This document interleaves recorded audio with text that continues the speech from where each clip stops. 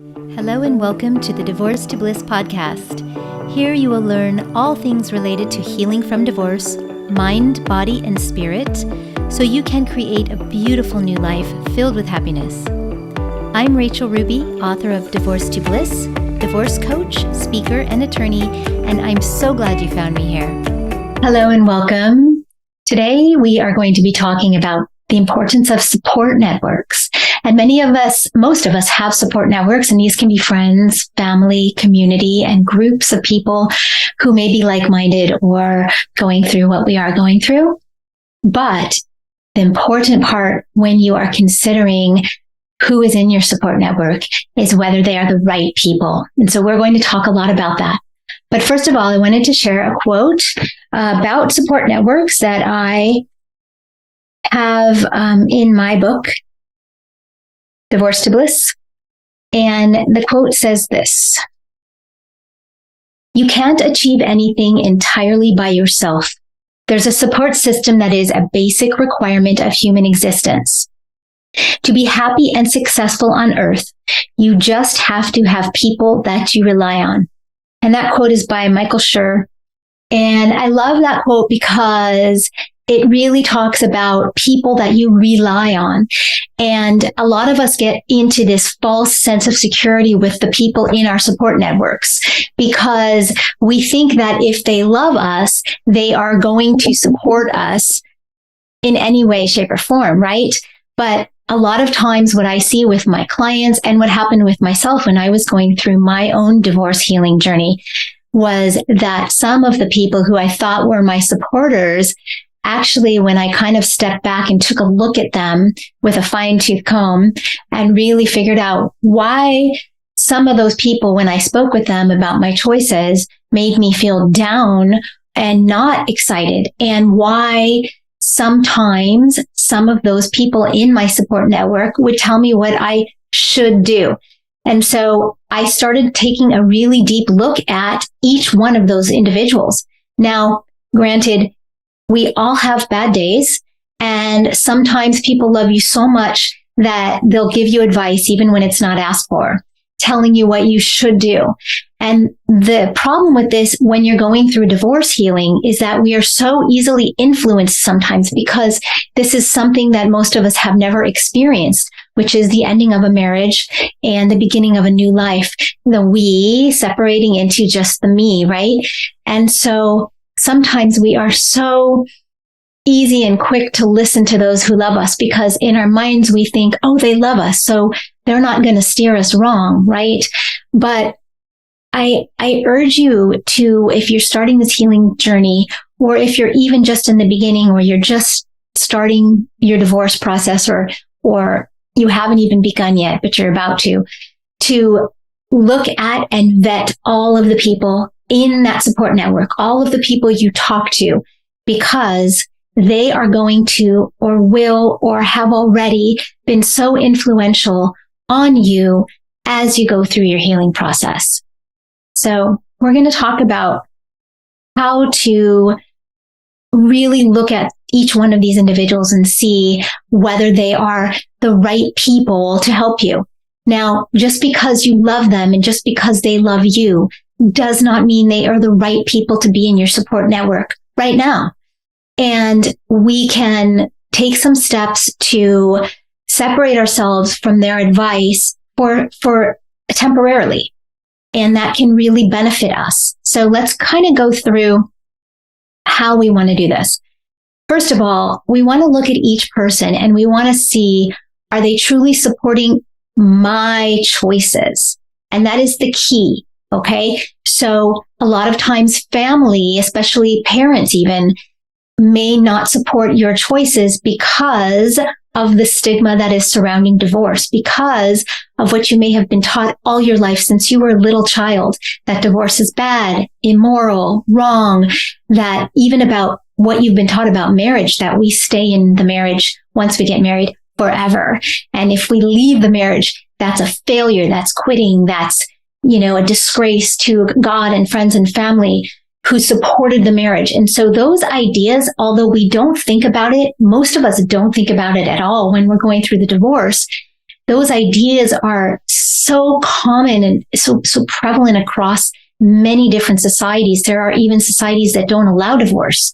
So in the society where if you are in a society where they do allow divorce and you have made that decision based on what is in your heart and what you truly know you need to do for yourself in order to be happy. And again, I'm not a divorce supporter. I don't want people to run out and get divorced if they're unhappy. But what I do support is really diving into the marriage with your partner to see if it can be salvaged, to see if there are ways that you can still live together as a we and be happy and rebuild. And many times there are ways to do that. But there are also times where divorce is necessary. And so if you've come to this decision, you now need to look at your surrounding support network. So the first thing you want to do is you want to think of what happened when you told the people in your support network you were going to get divorced. Or if you haven't done that yet, maybe you can think back to another decision that was very important to you and what happened. Or you can just go along and you can tell them, hey, I'm thinking about getting divorced, or I'm splitting up with my spouse, and kind of gauge the reaction there. Now, if there is any negativity, are you sure you really shouldn't do that? And, that's a big red flag, because to me, when anybody says to me that I should or shouldn't do something, that means that they're trying to put their ideas on me. Now, with parents, it's a little tricky because most parents love you. They love you so much and they don't want you to suffer. And so they might say to you, well, have you tried everything? Have you gone to therapy? I don't think you should do this until you're sure. Okay. But the choice is yours. The choice is always yours. Every choice in your life, especially as you're moving forward and creating this new life for yourself, those are your choices, not anybody else's. So what we need to do is when we find people in our network that are not truly supporting us because they are not standing by the decisions, the choices that we make, and instead are trying to enforce upon us what they believe we should do. And again, a lot of this comes from love, so it's not a bad thing. But in order to heal properly, you need to listen to your heart and trust your intuition. And if you're being influenced by what anybody else is saying, that's not going to help you, especially if they're people who love you, because then your mind might play a trick on you and tell you that these people know what's right for me, and I'm so confused, and this is such a difficult time for me, so I'm going to listen to them. But that's where you can really get caught up in making the wrong choices for yourself. So what we do is, when we discover that somebody else is trying to set their choices or what they think our choices should be upon us and guide us into making a particular choice because they think it's right, we can do two things. And the first is the soft and easiest thing, and that is to just set boundaries and say to these people, look, I love you and I know you love me, and I'm going through something very difficult right now. And so what I need from you, if you want to be on my team and you want to be in my support network, is for you to let me make my own choice. And the way you can do that and still support me is by loving me and by not telling me what I should or shouldn't do in your opinion. If I want your opinion, I will ask for it, believe me, and I will be so happy to hear it. And that is setting a boundary. And you can also do this with people who may support you and let you make your own choices, but may be very negative people and may bring a lot of negativity into your life. And I talk about this a lot in the podcast on letting go. And if those people, again, you can set a boundary with people who are very negative. And if those people do not want to, or maybe they're unable to stop infusing so much negativity into your life, or every time you talk to them, then you may need to, and setting boundaries doesn't work, then you may need to let them go. So I encourage you to watch the podcast on letting go to learn more about that and how to let people go. And these are all so closely intertwined. As you see, this is all part of the work. And so each one of these topics that I talk about plays off of or feeds off of another. And that's why it's so important for us to really make sure that we are putting our attention into all of these areas so that we can truly heal and become stronger. So we set the boundaries, and if the boundaries don't work, we may need to let go of certain people temporarily. And I even in my healing journey, I let go of a few friends temporarily who were either not allowing me to make my choices or infusing so much negativity into my life, or both. And I told them, I set boundaries, which were temporary. And with a few of them, I ended up making that a permanent choice, because once I separated myself from them and their negativity or their desire to control my choices or tell me what I should be doing or shouldn't be doing, once they were gone and that weight lifted off my shoulders, and I thought, wow, I feel really good. Like, I don't get stressed out when I get on the phone with these people or see these people. So you'll have to gauge your feelings with each person and decide how or what you need to do and whether you need to make that a permanent thing. So how do we acquire new people in our support networks? How do we fill up those networks so we have the right people in them? It's a great question, right? A lot of people don't know how to do this, and that's why they rely on the people who are already there who may not be right for them. Now, even if you have great people in your support network and they're doing the right thing and letting you make your own choices, you can still add more people to your support network. And the top ways to do this are, first of all, to find like-minded or likely situated people. So people going through divorce, people who have gone through divorce. But there are a couple caveats here.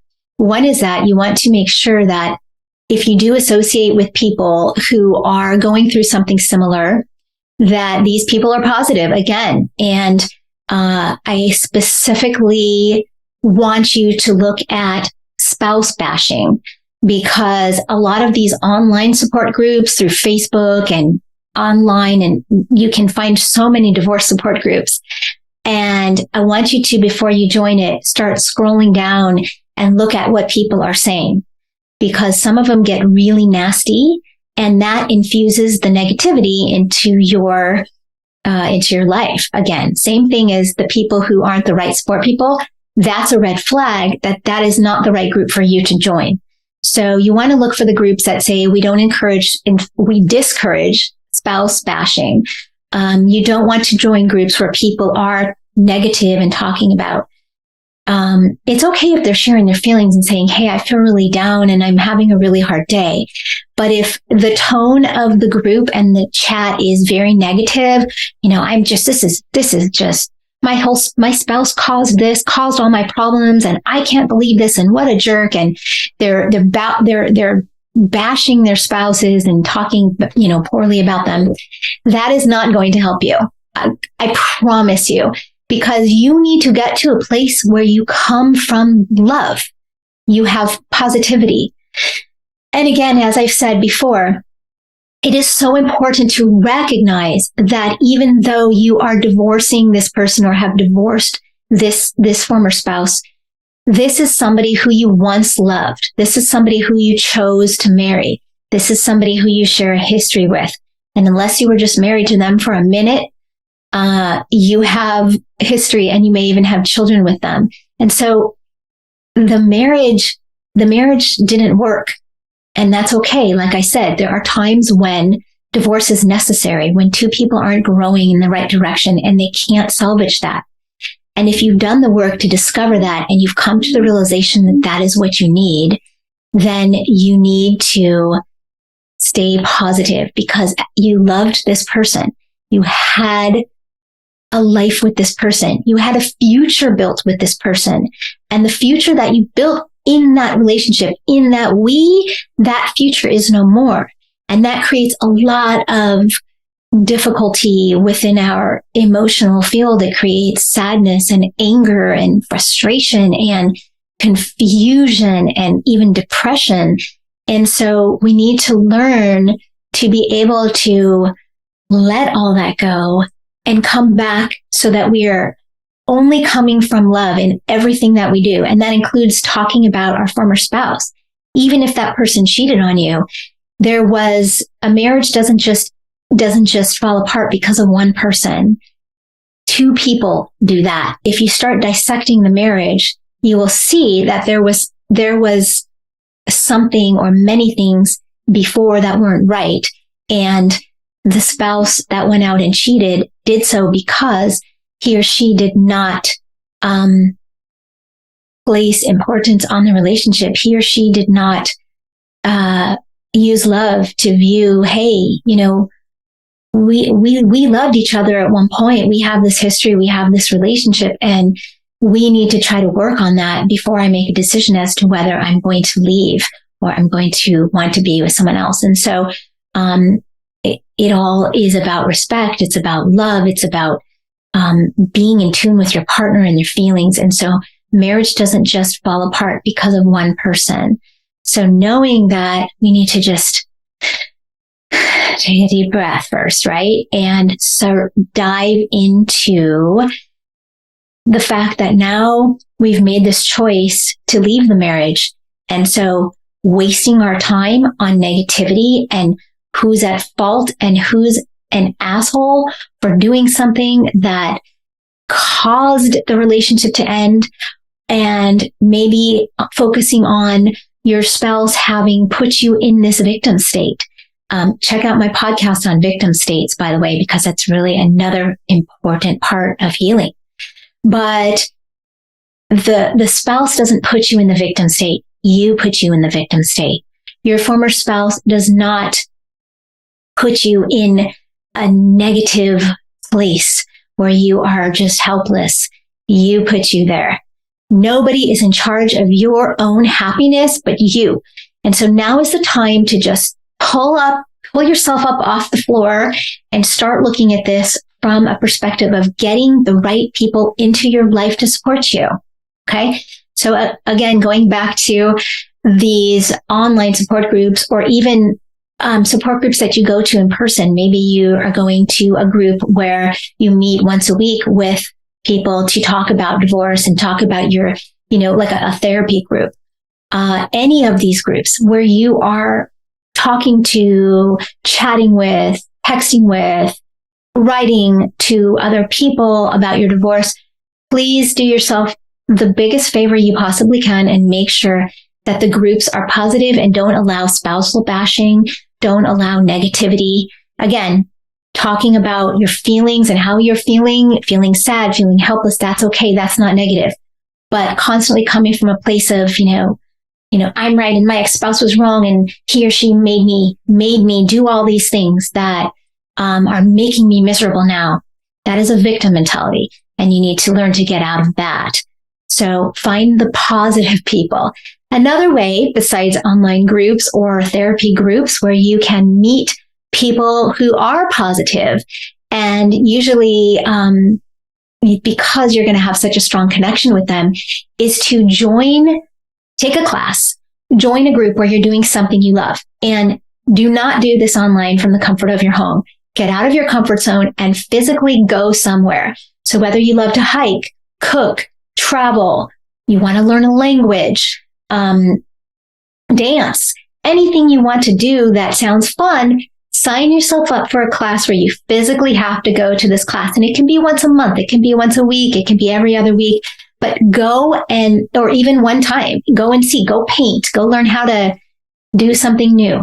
And I guarantee you that when you go to a class and you're doing something you love, and the other people there are doing something they love or exploring something that they think they might love, you're going to make some really wonderful connections. And even if you meet one person and you connect with that one person, it is going to be usually the right person to be in your support network.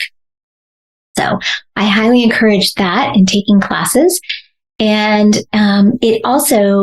doing that also gets kind of checks off another box on that is in line with your healing process. And that is getting out there and not just staying within that comfort zone, like I mentioned, doing new things.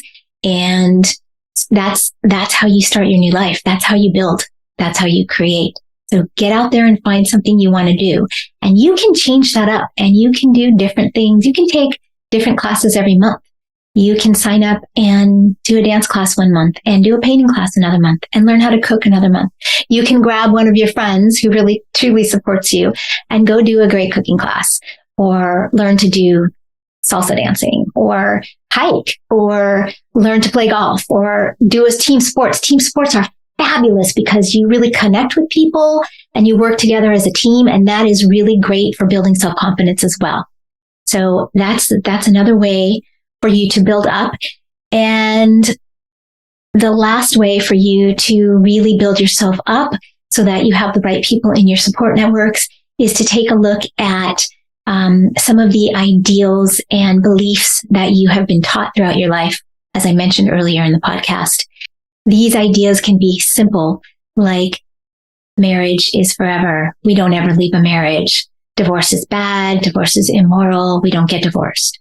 So when we start really diving into these things that we have been taught probably since we were kids, and we start recognizing them, we can change our way of thinking, and we can turn things around so that we are not focusing on those ideals about those negative ideas and things that we have been taught. And instead we tell ourselves, I've made this choice to divorce. I know it's necessary for me to heal and be the strongest and best person that I can be so that I can create a beautiful new life for myself and move forward. And we can start, when we start rewiring our mind that way, then our mind is so powerful that it will let us bring things into our lives that are positive. And it will let your mind know that you are letting go of those old ideas that have been ingrained there, and that it's okay. And you can even visualize yourself closing your eyes. You can visualize yourself taking each one of those ideas out of your body and throwing it away.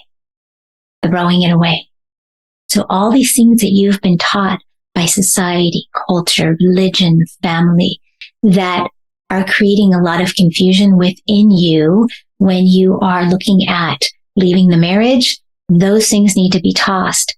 And if you need more tips on that, please feel free to reach out to me. I have a lot of great ways to do that.